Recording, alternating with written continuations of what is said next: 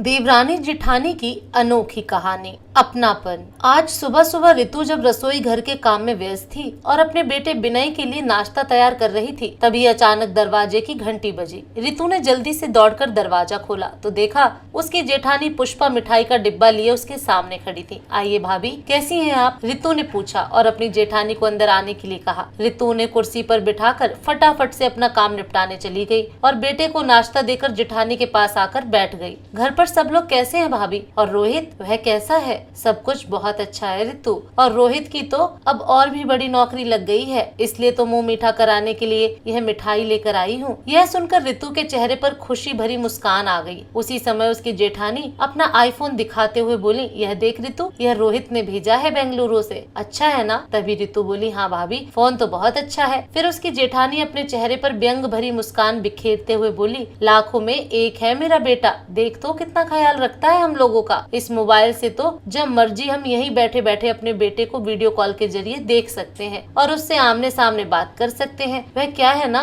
मेरा बेटा अब बहुत कमाने लगा है और मेरी बहू भी लाखों का पैकेज ले रही है। ऐसा कहते हुए उसकी जेठानी पुष्पा लगातार अपने फोन को निहारती जा रही थी। यह तो बहुत अच्छी बात है भाभी, लेकिन रोहित यहाँ कब आ रहा है? उसे बेंगलुरु गए तो बहुत महीने हो गए, उससे मिलने को तो आपका दिल भी तड़पता होगा ना। अरे, जब बेटे के भविष्य को उज्जवल बनाना हो तो दूर रहने में क्या हर्ज है? और वैसे भी अब तो हम जब मर्जी अपने बेटे से वीडियो कॉल पर बात कर सकते हैं। मुझे तो ऐसा लगता है जैसे मेरे बेटे की तरक्की और हमारे प्रति उसका प्यार देखकर तुम्हें जलन हो रही है, लेकिन इसमें तेरा कसूर नहीं है। वह क्या है ना, हमारा बेटा तो तरक्की के आसमान को छू रहा है। इतनी अच्छी और पढ़ी लिखी लड़की से उसकी शादी हो गई, दोनों ऐशो आराम की जिंदगी जी रहे हैं, और तुम्हारा बेटा मामूली सी 15-20 हजार की नौकरी कर रहा है। जलन होनी तो जायज है ना। देख, मैं अभी अपने बेटे को वीडियो कॉल मिलाती हूँ, तुझे खुद पता चल जाएगा कि मेरा बेटा मुझसे कितना प्यार करता है। बेटा तो बेटा, मेरी तो बहू भी मम्मी जी करते नहीं थकती है, इतना प्यार करती है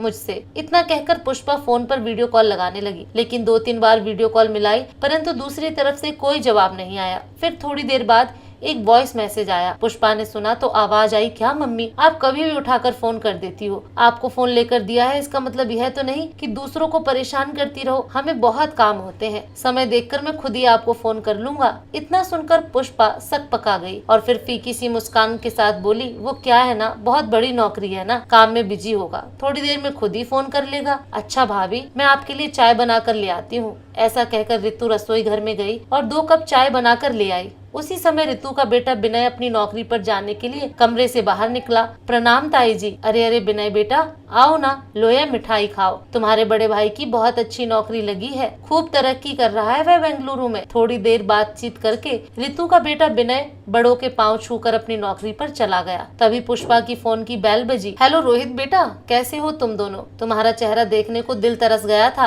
वीडियो कॉल पर आओ ना, इधर से पुष्पा ने कहा। तो दूसरी ओर से आवाज आई, हेलो मम्मी, हेलो मम्मी। कुछ सुनाई नहीं दे रहा। तभी पीछे से बहू के बोलने की आवाज आई, आपकी मम्मी को तो सारा दिन हमें फोन कर करके परेशान करती रहती हैं। हमारी अपनी भी कोई प्राइवेट लाइफ है या नहीं? अब फोन रखो और जल्दी करो, हमें मूवी देखने जाना है। उसी समय फोन कट गया। फिर रितु बोली, भाभी, यह तो अच्छी बात है कि आपका बेटा आपकी सुख सुविधा का ख्याल रखता है, लेकिन यदि वह आपको थोड़ा समय भी देता तो ज्यादा अच्छा होता। अब तो जिठानी को जैसे काटो तो खून नहीं। देवरानी की बात उसे बहुत बुरी लगी। चुपचाप उसके घर से निकल जाने में ही उसने अपनी बेहतरी समझी। कुछ दिनों बाद रितु के पास उसकी जेठानी पुष्पा का फोन आया। रितु, इनकी तबीयत कुछ ठीक नहीं लग रही, सुबह से ही उनका दम घुट रहा है, जाने क्या हुआ है, मुझे समझ नहीं आ रहा क्या करूं। तभी रितु बोली, आप घबराइए मत भाभी, विनय का ऑफिस आपके घर के पास ही है, मैं उसे भेजती हूँ। रितु के फोन करने की देर थी कि विनय तुरंत किसी सहकर्मी की कार लेकर अपनी ताई जी के घर पहुँच गया और जल्दी से अपने ताऊ जी को सहारा देकर गाड़ी में बिठाया और तुरंत अस्पताल ले गया। थोड़ी देर में रितु भी वहाँ पहुँच गई। पता चला कि हार्ट अटैक आया था और डॉक्टर ने कहा कि यदि अस्पताल लाने में उन्हें थोड़ी सी भी देर हो जाती तो अनहोनी हो सकती थी। इतना सुनते ही रितु की जेठानी अंदर तक कांप गई।